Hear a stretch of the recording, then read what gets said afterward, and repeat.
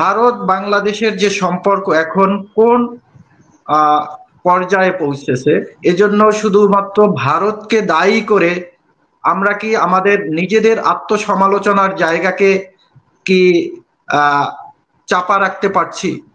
চাপা রাখা এই তথ্য প্রযুক্তির যুগে, এই সময়ে যেখানে মানুষের হাতে হাতে ইন্টারনেট, মানুষের হাতে হাতে আহ, তথ্য প্রযুক্তির এই ডিভাইসগুলো, সেক্ষেত্রে আমাদের কার্যকলাপগুলো বা আমাদের যেই কাজগুলো, সেই কাজগুলো কি ভারতকে আমরা আশ্বস্ত করতে পারছি যে আমরা আসলে পাশাপাশি দুটো আহ সার্বভৌম রাষ্ট্র, এই সার্বভৌম রাষ্ট্রের জনগণ এবং এই সার্বভৌম রাষ্ট্রের যে মানুষ, এদের মধ্যে সম্পর্কের যে উন্নয়ন, সেই জায়গায় কি আহ, আমরা নিজেরা কি সেই জায়গায় যাচ্ছি?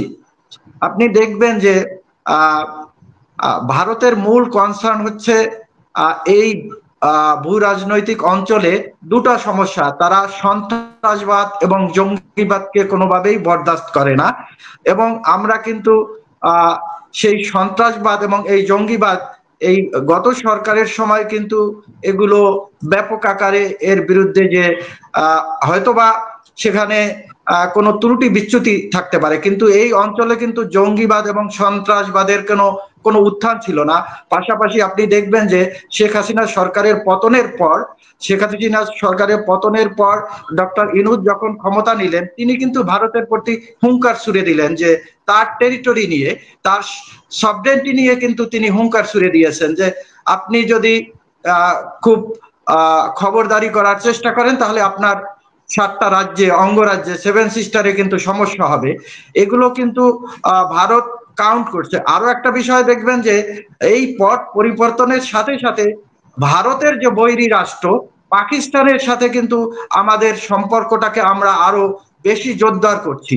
এখন এইগুলো কিন্তু ভারত এগুলোকে নিজের চিন্তা চেতনার মধ্যে নিয়ে বা ভারতের পররাষ্ট্রনীতি বা কূটনৈতিক সম্পর্কের মধ্যে এগুলোকে কিন্তু তারা বিবেচনায় নিয়েছেন। এর ফলে কিন্তু সম্পর্কগুলো আস্তে আস্তে, উষ্ণ সম্পর্কের জায়গাগুলো আস্তে আস্তে আরো সংকটের দিকে আগাচ্ছে। এর জন্য শুধুমাত্র ভারতকে এককভাবে দায়ী করলে হবে না। এক্ষেত্রে আমাদের আত্মসমালোচনার জায়গা, সেলফ ক্রিটিসিজমের জায়গায় আসতে হবে।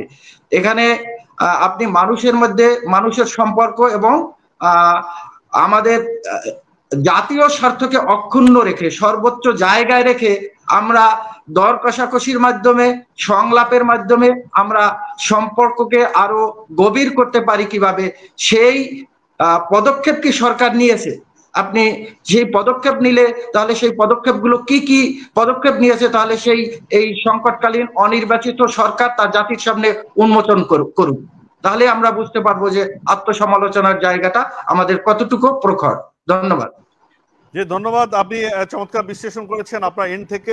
কিন্তু আমি যে প্রশ্নটি রাখতে চাই, যে জনমনে বাংলাদেশের এক ধরনের পারসেপশন কাজ করে, এবং সেই পারসেপশনটা খুব জোরদার আছে যে ভারত বাংলাদেশের উপর দাদাগিরি করে নানা বিষয়ে, এবং বিশেষ করে শেখ হাসিনার সরকারের সময় যে শেখ হাসিনা সরকার যে চতুর্থ দফায় যে নির্বাচন করলো বা যে ক্ষমতায় যেতে পারলো, সেক্ষেত্রে ভারত তাকে সাপোর্ট করেছে এবং সেটি অন্যায়, এটি জনগণের মনোভাবের বিপরীতে গিয়ে ভারত এটি করেছে। এবং আমরা দেখেছি যে সেখানে এই প্রতিক্রিয়া, ভারতীয় পণ্য বয়কটের নানা রকম কর্মসূচি আমরা দেখেছি বাংলাদেশের সময় পালিত হতে। তো আসলে এটিকে আপনি আমলে নেবেন কিনা, যে ভারতের বৃহৎ প্রতিবেশী হিসেবে তারা বাংলাদেশের সাথে, প্রতিবেশীর সাথে সুসম্পর্ক রাখা, জনগণের সাথে সম্পর্ক রাখা, সেটি না রেখে তারা কোনো একটি দল, কোনো একটি পছন্দের গোষ্ঠীর সাথে তারা সম্পর্ক রাখতে চায়, এই আলোচনাটি আছে। নিশ্চয়ই আপনি এই বিষয়ে বলবেন, আপনি এখন একটু মন্তব্য করবেন। হ্যাঁ, এই বিষয়টা আমি একটু এখানে পরিষ্কার করে দিই যে বিশ্বের বড় বড় রাষ্ট্রগুলো, যা পরাশক্তিধর রাষ্ট্রগুলো যারা দেখবেন, তারা কোনো না কোনো ভাবে উন্নয়নশীল রাষ্ট্র বা স্বল্পোন্নত রাষ্ট্রের উপর প্রভাব বলয় সৃষ্টি করে। এক্ষেত্রে আপনি কি ভারত যেভাবে শেখ হাসিনাকে ফেভার দিচ্ছে বা শেখ হাসিনাকে পছন্দ করছে, আপনি কি যুক্তরাষ্ট্র একইভাবে কি ডক্টর ইনুস, জো বাইডেন প্রশাসন, যেটা জো বাইডেনের যে প্রশাসন বা ক্লিনটনের সাথে যে সম্পর্ক, তারা কি যুক্তরাষ্ট্র কি ইউনূস সরকারকে ফেভার দিচ্ছে না, বা ইউনূসকে প্রিয় ব্যক্তি হিসাবে তারা নিচ্ছে না? এক্ষেত্রে আপনি কি বলবেন তাহলে? ধন্যবাদ। জি, আপনি বলছেন যে কোন একটি বৃহৎ দল তার প্রতিবেশীর উপরে সরকার পছন্দ করতেই পারে, বা সেটি যুক্তরাষ্ট্রের ক্ষেত্রে যেমন বাংলাদেশের ক্ষেত্রে যুক্তরাষ্ট্র সম্পর্কের ক্ষেত্রে হচ্ছে। যে আসবো, খুব ইন্টারেস্টিং আলোচনা আপনি করেছেন।